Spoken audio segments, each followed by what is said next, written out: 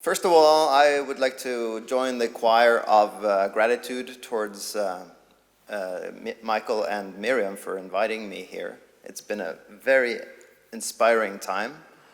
I would also like to thank Father Andrew Louth for his scholarship that we're celebrating here. I will also be quoting from the Akathistos hymn, and I will be quoting from Father Ephraim Lash's translation with some few moderations. And I think he's also one of those British Orthodox scholars that we, at least from a hymnology perspective, has been very important. So we could also thank him a little bit. So my paper is called Contemplating the Virgin Landscape. As Father Joan showed us yesterday, hymns and liturgical singing may also function as contemplation. In fact, for many Christians, liturgical poetry, along with prayers, is probably the main source of contemplation.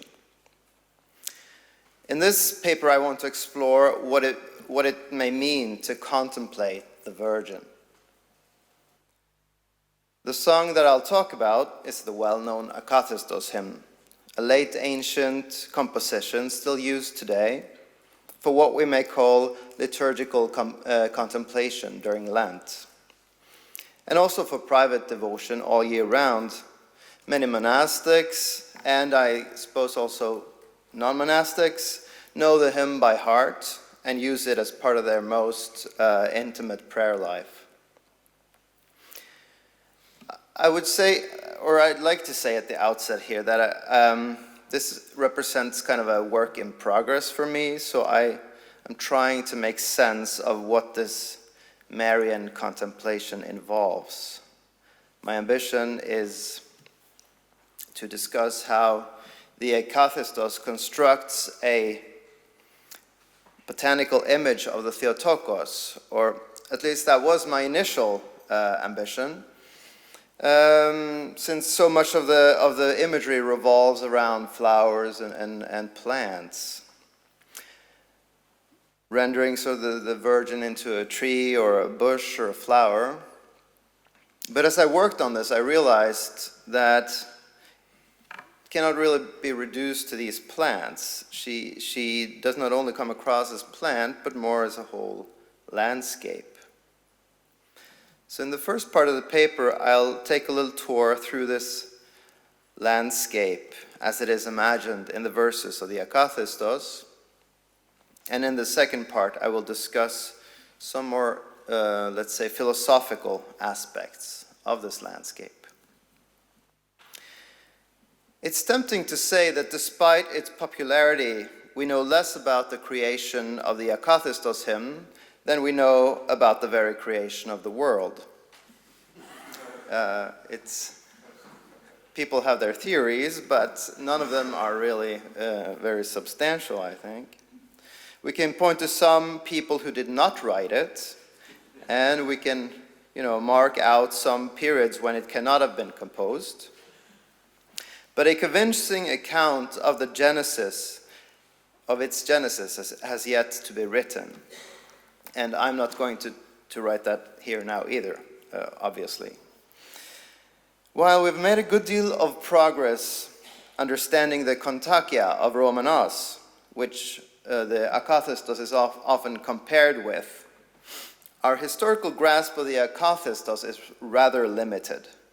We're still, I think, doing preliminary studies, and so is this one what I'm doing here.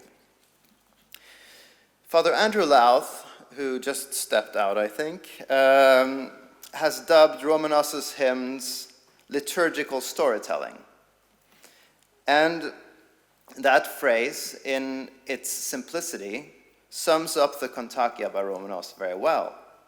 They're pieces of religious literature that tell stories in ritualized Christian contexts. The Akathistos, in contrast, is complicated, contradictory, and mysterious. It hangs from a few biblical pegs on a very thin narrative line that barely holds together. The gist of the composition gestures not towards narrative, but in more contemplative directions. The repeated hieretismi clearly dominate the poem, to the degree that people now frequently call the hymn itself, or the service, the hieretismi. In the salutations, linear logic is broken down. They represent the gaze of the angel, or other characters in the song, as well as our own theoria as we stare at the Virgin. The imagery, if we can call it that, is patched together, disturbing a sense of progress, but sketching gradually and gropingly an imagined space from the dark. The Akathistos came to be associated with the Avar siege of Constantinople in the 7th century, as you know. And a new proemion seems to have been written for that occasion. The Synaxarion says that the title of the hymn refers to the Constantinopolitans' unseated singing of the hymn, the Akathistos, so they're unseated. This whole, this connects the whole hymn, or connecting of the hymn with a siege, lends to the song sort of a military associations.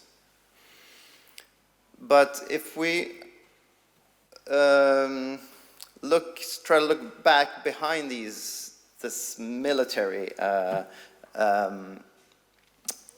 outer part of the tradition, I think there's something much more contemplative here. The relation between the title and the standing may also be legendary, for after all, singing hymns standing would not have been an exception. The word Akathistos might as well, and perhaps more fittingly, be translated unsettled. So for now, I will settle for that, and I shall circumvent that second proemion of the military proemion. To utter the mysterious lexicon of the Akathistos means to enter a strange landscape of fertile generation. Here theu chora, exclaims the poet. And an English rendering of that may be, Hail, countryside of God. The chora is that land beyond, which circumscribes the city, the green hinterland. And of course, chora can be translated in other ways too, and I'll return to that. But for now, I'll stick with the countryside translation. We're close to the earth, but in a realm ungraspable, approaching the one who is, I quote, surpassing the knowledge of the wise. The song tends towards a depersonalization of her, rendering a God-bearing one that is not primarily a person or a face, but a place, a space for us to enter.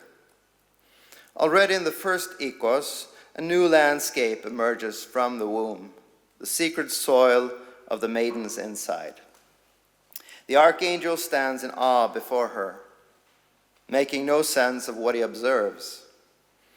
For what he sees is a Genesis recast, a regeneration from what is formless and void, the darkness of the uterine deep.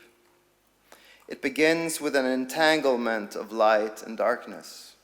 So here we see this light and darkness language again. A novel radiance shining forth and a new eclipse. And I quote this first ikos. As he saw, he was astounded and stood still, crying thus to her. So this is the angel. He was astounded and stood still, crying thus to her, you through whom the joy will shine, you through whom the curse be eclipsed, Hail, summoning of the fallen Adam.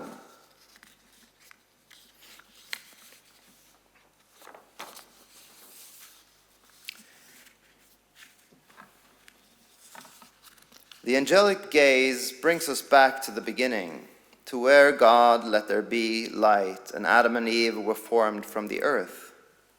When the Genesis is happening anew, it takes place as, or in, or through the Virgin. With vague prepositions, genitive constructions, and a speech that is always on the verge of figuration, the poet obscures the precise relationship between the she and the it, between the loins and the land. The countryside of God unfolds before the devotee's inner eyes, and it's a Marian one. Gabriel zooms out to take in a wider landscape, which is still what he sees in her. So I quote a little later in the same stanza, "Hail, height hard to climb for human thoughts.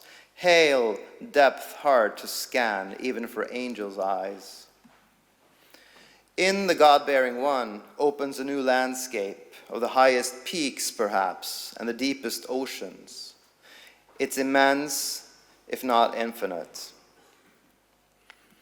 Soon after, the poet calls her a star, and later says that she produced unutterable light, while she herself shines upon the minds of the faithful. And the leitmotif returns in stanza 9 when the Magi arrives, somewhere outside the city, that place which we may perhaps imagine as the countryside.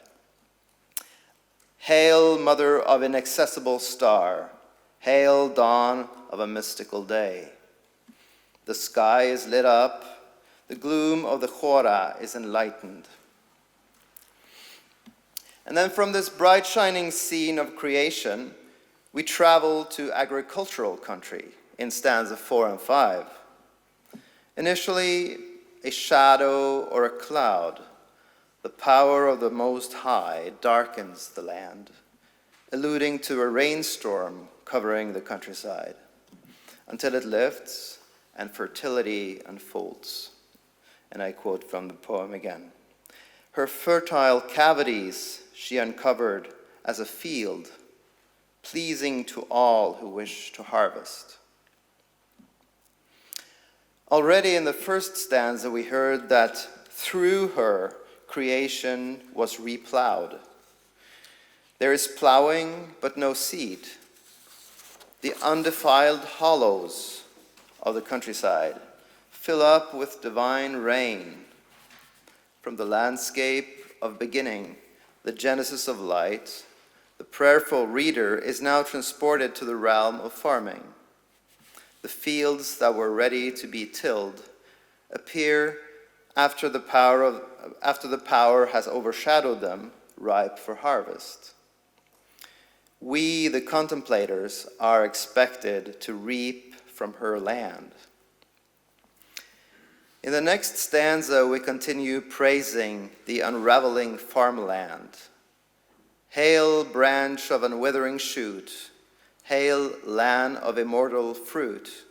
Hail, you're cultivating the benevolent farmer. Hail, you're producing the gardener of our life.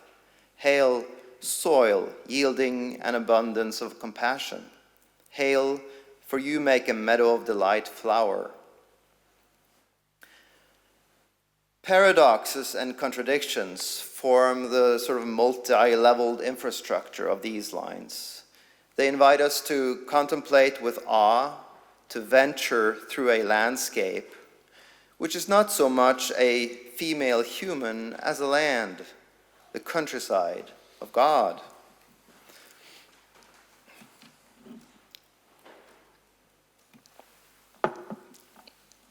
But just as we thought we knew where we were, the landscape changes again. The reader is taken from the farmland to a pastoral scene. And I quote, "The shepherds see Christ as a spotless lamb grazing in the womb of Mary, whom they praised and said, Hail, mother of lamb and shepherd. Hail, enclosure of rational sheep. Instead of a cave outside Bethlehem, the shepherds come upon a uterus in God's countryside.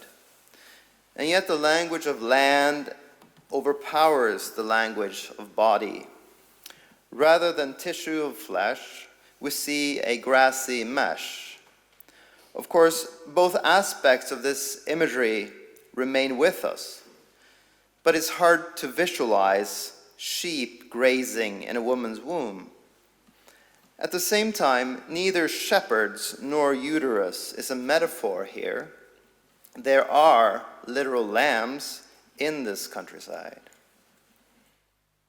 Eventually, the landscape transforms again and turns more eschatological.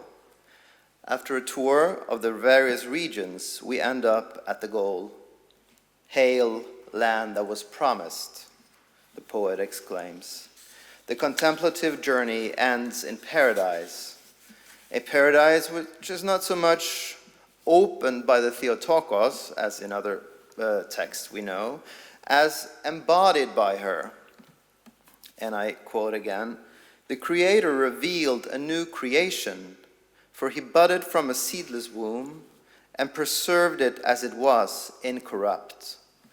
That seeing the wonder we might sing its praises crying, Hail, flower of incorruption. Hail, tree of fair fruit from which believers are nourished. Hail, wood with shady leaves under which many shelter." It's a lush garden or a forest. The Creator takes us back to the renewed creation and a paradisical idyll. We may rest in the shadow of delicious trees eating their fruits. The poet has guided us through an ever-evolving Marian landscape, a land that is fertile without seed, which eludes corruption or decay. Incarnation is imagined as a spatial category, something that fills the natural world around us.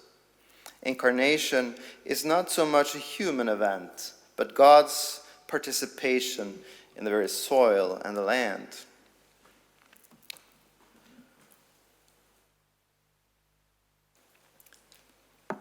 And as we are witnessing, now I'm entering that second part of the paper, as we're witnessing what the poet calls the strange birth of his new creation, we move on to the enigmatic chora. He says, the poet says, "For a divine condescension has taken place, not a change of location, but a birth from a God-inhabited virgin, hearing these words, Hail, chora of Achoritu, God." So, Hail, chora of the uncontainable God. The incarnation does not simply amount to a change of place. The Logos is not simply contained in this chora, which nevertheless still absorbs them. In other early Christian texts, Mary's virginity may sometimes connote asceticism. As we see here, there is none of that. In the Akathistos, the virginity gestures towards the uniqueness of the landscape, indicating the lack of any human interference in this God-bearing sphere, which paradoxically encircles God. Virginity signifies the uncorrupted state of the fertile forces.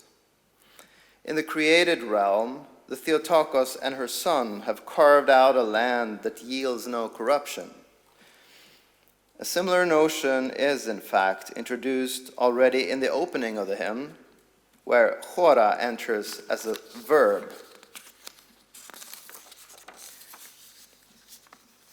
And the poet says, "He who bent the heavens with his descent," that's the Logos then, chorite, takes place or flows in unchanged and whole in you.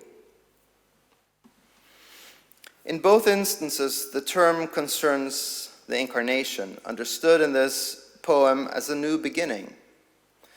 God being Achoritos, the God-bearing one is Chora.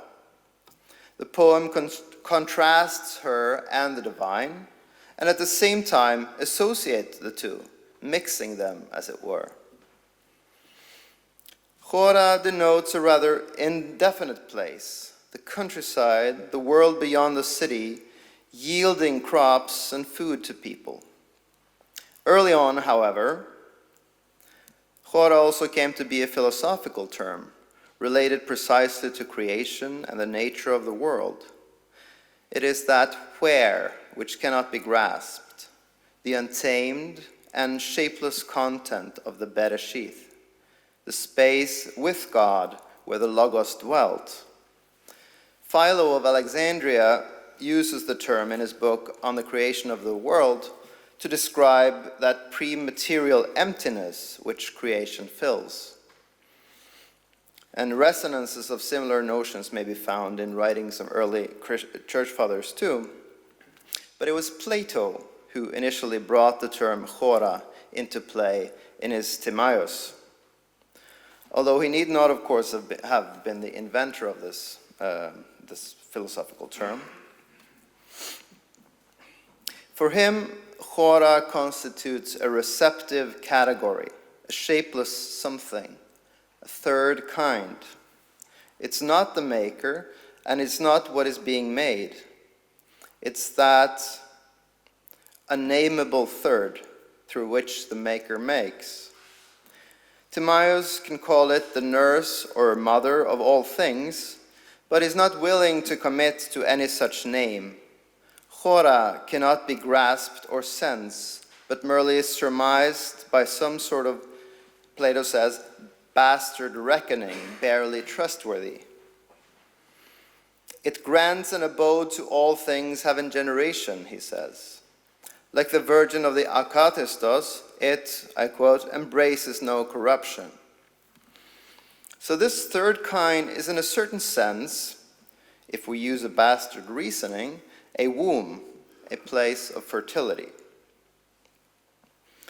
Of course, the Akathistos does not necessarily subscribe to Plato's worldview, but, as many have noted before me, it's a composition well versed in earlier Greek literature.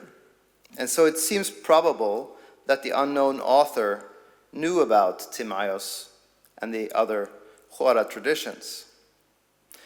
It can hardly be a coincidence that the terminology tied to various versions of creation appears here in a song about the new creation in the Incarnation. While the God-bearing one is a mother and nurse in the hymn, her polymorphous being, embracing divine becoming, lends itself well to a choratic reading.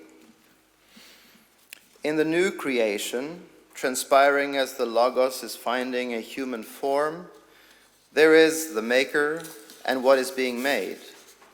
But there is also the third kind, the virginal chora. As Plato warns against giving the chora one stable material name, the poet lauds her with so many names that they all lose their referential footing. The landscape of the womb opens up its regions and terrains to anyone contemplating it. But this land cannot be limited to lush beauty. The landscape enlightens, yet it also scares. It's in the 21st stanza we read, "Hail, lightning that lights up the souls, hail, as thunder that terrifies the foes." There's nothing stable or definite about the Theotokos in this song. She is Akathistos.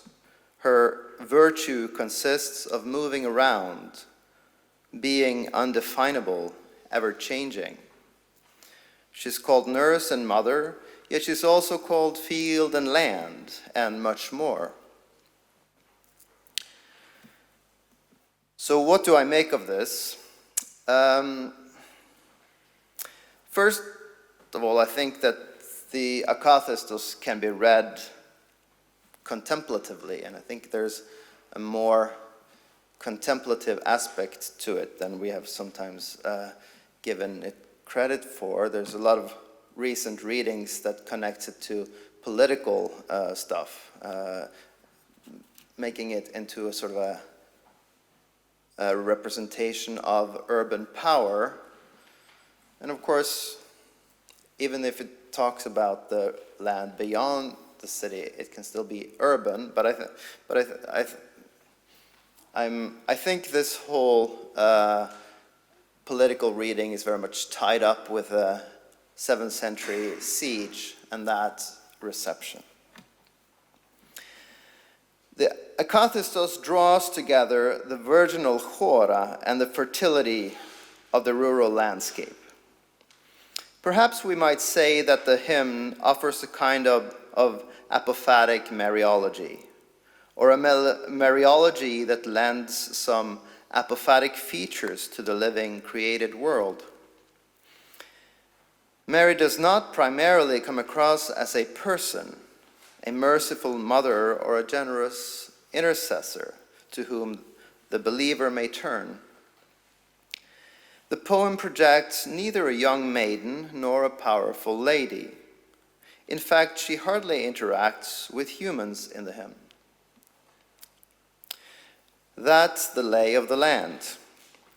She describes the indescribable hedgerow around God on earth. Thus, the hymn takes us to the outskirts of Mariology, where we cannot even be sure whether the nymphe of the refrain is a bride or some sort of nymph among trees and springs, or any other natural phenomena that went under the name of nymphe in Greek. Despite the exalting salutations, there is something intrinsically messy about the Akathistos. Chora and logos intermingle, and the unfolding landscape with the highest one. Incarnation and salvation are contemplated as a landscape into which the chora is evolving as it embraces the logos. Read as a song about the earth, the Akathistos eludes the dream of chastity, conveying rather the immense fertility of life forces, as well as the imminent dangers of the natural world. All right. In the through whom of the hymn, chora and logos are captured in an unstable alloy. And as ungraspable chora grasps the ungraspable logos, it lends its loins to an almost apophatic vision of the living created world. We're staring into the incomprehensible, unutterable messiness of incarnation. By addressing the chora, the poet circles the logos. God forms a new landscape in the formless and void abyss. As we meditate on the incarnation, the enigmatic hinterland enfolds the divine order, so that, born again, the world is new and mysterious. Confronted with this chora, all that we are left to say is hail. Thank you.